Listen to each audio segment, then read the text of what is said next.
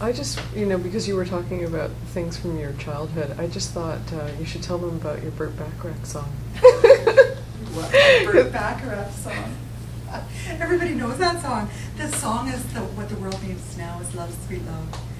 So when I was a child, because I understand that music is very, very important to us in terms of what it represents, and music balances all the laws of creation when it's in truth. And when I was 3 years old and 4 years old, this song, Burt Bacharach song, What the World Needs Now is Love, Sweet Love, every word in it is true, right? And so I would sit in the chair and they would have to play this song over and over again. And I would sit in the chair rocking and singing, and every time they sang a line like, what the world needs now is love, sweet love, I would say, that's so true. And everybody would be like, oh, just listen to the song. And then they'd sing some, next line I'd say, oh, it's so true, God loves us, we need love, and I'd say, come hug me to my brothers. And they'd just be like, I was this repulsive little kid, just loving everything. And then the song would be over and I'd want it on again. And they'd say, but you talked all the way through it. And I would say, I know. So I have to hear it again, right? And then I get all excited all over again, because every word of it is true. So when I got an iPhone given to me this very recently, this lifetime, I was going to say very recently, my first lifetime with an iPhone, and yours too. The first song I downloaded was Burt Bacharach, What the World Needs Now is Love, Sweet Love. And we sat in the truck and put it on, and my son was beside me. And as soon as that song, the first word came out, the first thing I did was turn to my son and went, it's so true. And it just made me laugh because it was like compulsively, I couldn't not say it. So we listened to that song a lot. What the world needs now is love, sweet love. There's not very many songs written that every word is true, but that's one of them. So when we look at this definition of love and we start applying this to all things, to our bodies, to our lives, to our belief systems, and so on, this is when we can move into truly accelerated healing. And the reason for that is because we're in truth. We're in the absolute vibration for which we were created. We're in alignment with the universe. We're in alignment with Source. So if you and I are engaging in an argument or something, which I want to make sure that we're resolving it in such a way that both of our needs are met, that we both feel loved, that nothing around us is harmed, right? That's what I want to strive for. Sometimes that's very complex, right? Sometimes that's very hard. Sometimes we can only do a part of that definition, but as long as we're doing some of that definition, it can lead to the next part, right? As long as we're aspiring to this and we're keeping focused in this, we will grow in it. It gets easier the more we heal. Sometimes I have complex problems, and I can't look at them in one piece and solve them this way. So I have to apply this definition to this part. Okay, that part's solved. I have to apply the definition to this part. Okay, that goes in, And I can only do so much because I'm the limited thinking. But as long as I'm keeping focused here and I'm asking always to be in this intent and to be in the flow of universal love with Source, I will get further and further, and I know that, and I've experienced it. I mean, the lady with the cattle started simply.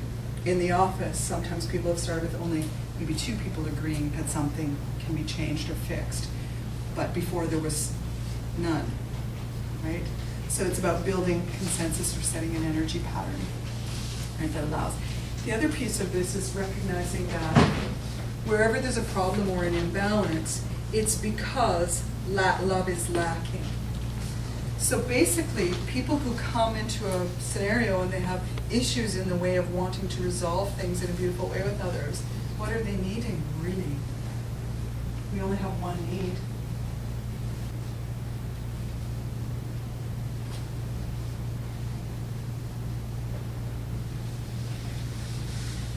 So when we're looking at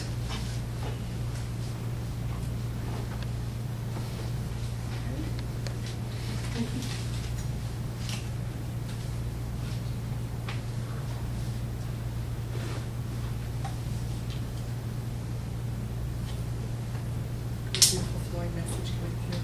I don't know why it helps to pull my ponytail out. Apparently it does. Like, it's like my little on switch. That's another thing I had. I had a doll that had a string in her back, and when you pulled it, she said, I love you.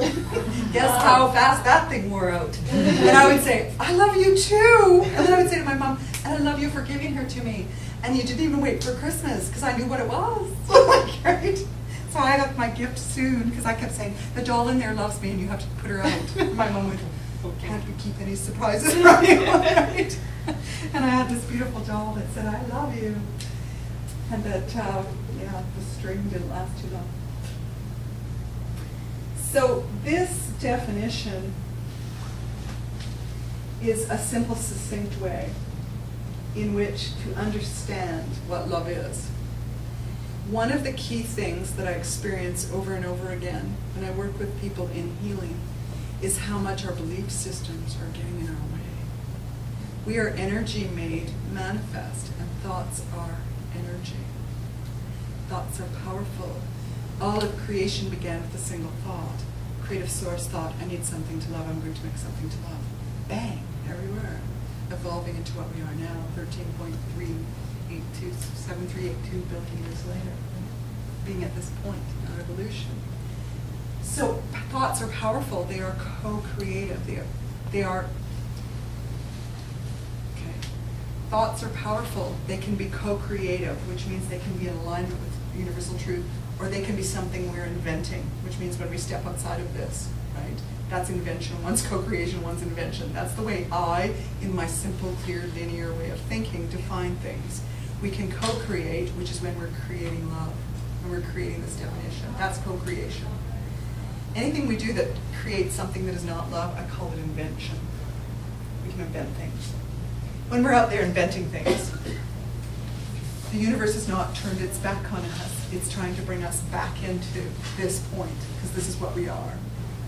So the universe, we live in a loving universe that is going, oh, no, don't do that. Come over here. Come back into love, right? And so we need to know that that is the intention of the universe in order for us to know when we're doing things, getting right intuitive messages, for example, or making the right decision. If I know, if I have a list of paper like this lady had about the cattle, and it had all these high-tech options on them, and we narrowed them off in 20 minutes because the majority of them caused harm, right? All of a sudden things were clearer, right, very, very rapidly of what she could and couldn't do. And also it was very clear about how serious she was about doing this. In other words, her heart was really in it. She was going to make a loving decision. All of those other things she could have done easily. This one that she did turned out to be very easy, but the solutions that had come to her mind were the ones that were around her. And she was distressed because there was so much unlove around her. Sometimes that's hard to come to terms with, but you can choose not to be part of it, and that's what she did. So whenever we are working in this realm, we are in true co-creation. And it doesn't matter if we have the quote-unquote perfect answer at the beginning moment, because we've stepped through this door, the universe can sweep in and go with us. It's like we've thrown the door open wide and said, hey universe, let's get it on, right? Whereas the other way around is saying, I'm going over here to do something, and yeah, if it suits me, I'll come join you over there, universe, right? So we want to be in true co-creation.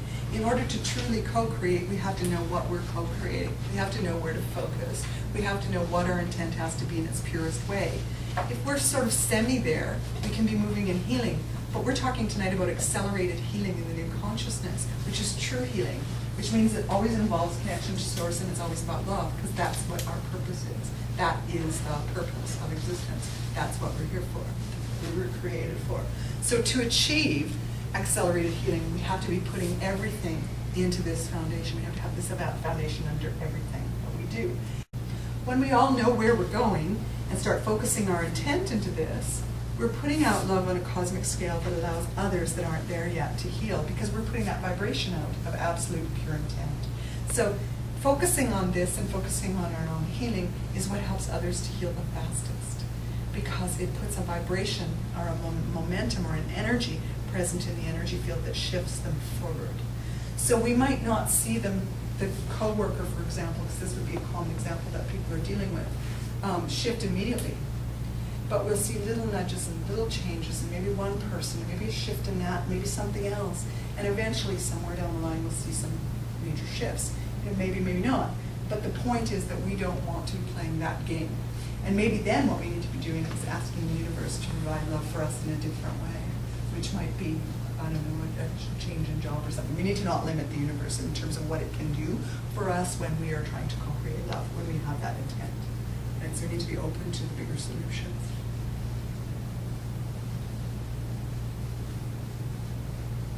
Our only true need is to love and to be loved is a complex statement, even though it's actually quite simple. It's a simple statement because it says our only need is to love and to be loved. But when we put it in this way, when I understand that my only need is to love you and to be loved by you, which means that my only need is to treat you lovingly, now all of a sudden it gets complicated, right? When the person who's the other person is refusing to do what they need to be doing, right? So we always have to keep that in mind, that we're all in, yeah, the heads are nodding. Yes. Everybody's in phases of evolution. We try to hold out loving solution. We cannot always guarantee that the other person is going to respond to love, because people are in a state of evolution as well. So sometimes we can't budge that, and then we have to make a choice, right, about what we are going to do, given the limits of circumstance. Now, the choice you can't make is to go backward and join an unloving behavior, because we aren't here to devolve. We're here to evolve, right? So we can't do that. So our choice at that moment is to either to do something like to decide that I'm just going to accept this, and because I know what the definition of love is and I have an understanding of something that's happening, I'm just going to continue to hold out love to this person even though they can't respond.